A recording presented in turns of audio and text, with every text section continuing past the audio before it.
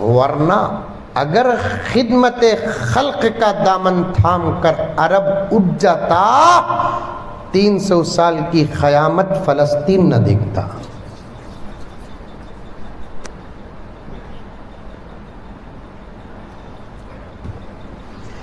اب میں نے پوچھا کہ یہ پوری مسجد اتنی بڑی تھی مسجد، یہ پوری مسجد کو کتنے روپے کا ماربل لگا؟ تو انہوں نے کہا کہ 20 لاکھ کا ماربل لگا ہے. میں نے کہا کہ قالین بچھانا ہی تھا تو کیا یہ 20 لاکھ روپے میں کوئی یتیم آپ کو یاد نہیں آیا؟ کوئی بیوہ آپ کو یاد نہیں آئی؟ کوئی مریض آپ کو یاد نہیں آیا؟ کوئی وہ بچہ جو اسکول کی فیس نہ بننے پر کلاس کے سبوں بچوں کے سامنے شرمندہ ہو کر آتا ہے، کیا وہ بچہ یاد نہیں آیا؟ غریبی کیا، امیری کیا، باپ کی طاقت کیا، اماں کا حوصلہ کیا، معصوموں کو کیا سمجھ میں آتا ہے؟ ان کو تو صرف ضد ہی ضد، لینا ہی لینا آتا ہے. فیس 300 روپے نہ بننے والے ماں باپ بھی ہیں، 500 روپے نہ بننے والے ماں باپ بھی ہیں، ایڈمیشن فیس نہ بننے والے ماں باپ بھی ہیں. جب ماں باپ اسکول میں فیس نہیں بنتے قبلہ، یہ درد کہتے ہوئے میرا دل روتا ہے. جب بچے اسکول میں فیس نہیں بنتے تو اسکول کے ٹیچرز اور ہیڈ ماسٹر اور ہیڈ مس بچوں کے سامنے اس بچے کو ذلیل کرتے ہیں.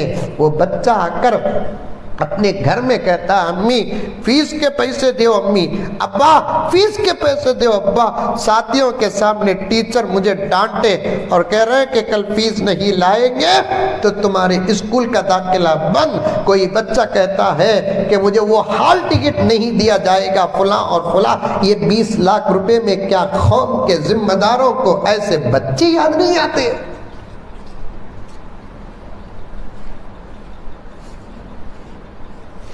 تقریر کا مائک چھوڑ کر مجھ سے کبھی پرسنل ملاقات کرو، پورے ثبوتوں کے ساتھ پیش کر دوں. لیکن اشارتاً ایک بات کہ آپ سنسر کر دو، ڈاکٹر دوائیاں جو لکھتے ہیں نا وہ سووں کے نہیں ہزاروں کی دوائیاں ہو رہی ہیں.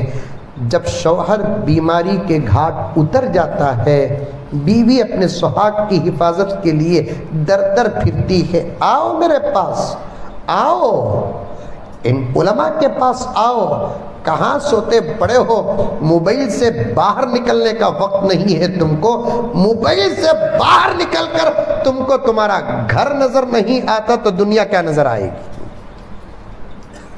موبائل سے باہر نکل کر تم کو تمہارا گھر نظر نہیں آتا. میرے نوجوانوں، میں تمہارے گریبان کی پٹیاں پکڑ کر ایک رشتہ تمہارے میرے درمیان ہے حق جتاتے ہوئے کہہ رہا ہوں، موبائل سے باہر نکل کر تم کو تمہاری ماں نظر نہیں آتی، موبائل سے باہر نکل کر تم کو تمہارا باپ نظر نہیں آتا، بیوی بچے نظر نہیں آتے تو قوم کیا نظر آئے گی؟ جن کی نگاہیں قوم پر ہے ان کے پاس آؤ، بتائیں گے. جب دوائیوں کی قیمت طاقت سے باہر ہوتی ہے تو ہماری قوم کی وہ بہنیں بھی کچھ ملیں گی جو اپنی عزتوں کا سودا کر کے دواؤں کا انتظام کرتی ہیں.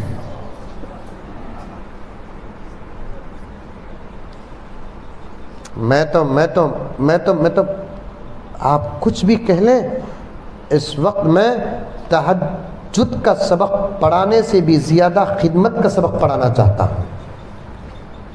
جس جگہ پر عالی شان مسجد تعمیر کرتے ہیں اسی مسجد کی گلی میں کتنے بیواگان ہیں اس مسجد کے صدر کو معلوم ہے، اس مسجد کے سیکرٹری کو نہیں معلوم،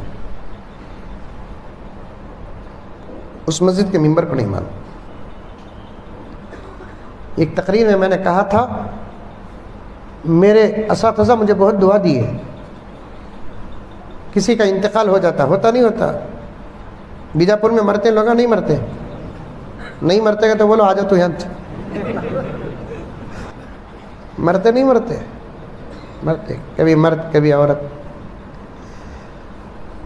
کسی مرد کا انتقال ہو گیا، عام ذہن کے مطابق جوانی میں تو اس کی بیوی بیوہ ہو جاتی ہے، اس کے بچے یتیم ہو جاتے ہیں، جنازے کے وقت دیکھنے کے لیے سب جاتے ہیں، جاتے نہیں جاتے ہیں؟ وہاں ایک عمل شروع کر دو۔ رحمان فاؤنڈیشن کے مقاصد کے ساتھ جڑ کر کہنا چاہتا ہوں، اگر ہم کو معلوم ہے کہ جس کا انتقال ہوا اس کا گھر غریبی سے گزرتا ہے، سادہ سیدھا انسان ہے، ہم لوگ جاتے ہیں، ہمارے گھر والے جاتے ہیں، جا کر دیکھ کر تسلی دے کر آتے ہیں، بن مٹھی سے بیوہ کے ہاتھ میں۔ اگر جتنے لوگ میت کے گھر جاتے ہیں بن مٹھی سے 500 روپے رکھ کر آ جائے تو کم سے کم عدت سکون کی گزرے گی۔ شادیاں کو جاؤ بولو ماما اتنے بڑے بڑے جنازے، گفٹا، پھول کے ہاراں پر کتنا پیسہ خرچہ ہو رہا ہے حضرت؟ وہ کیا مشین بولتے سو وزن اٹھاتی ہے نا، کرین سے پھول کے ہارا پنا رہی ہیں آج کل۔ کیا تبھی کرون کا وہ کیا کہتے ہیں، ہک ٹوٹیا، ہار اٹھتا نہیں، ہار والا اٹھ جاتا۔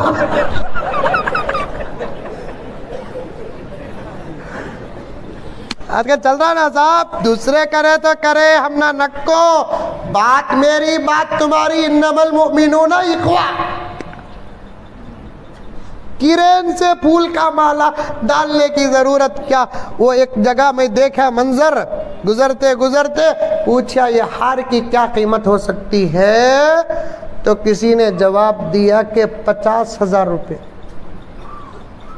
وہ بھی ڈالتے بھی نہیں، وہ پھول کا ہار کرین پکڑ لو کو کھڑی تو سامنے آ کو کھڑ جا کو چل جانا، پھر وہ پھول کا ہار دوسری مرتبہ، تیسری چوتھی تو دور کی بات، دوسری مرتبہ بھی کام نہیں آتا۔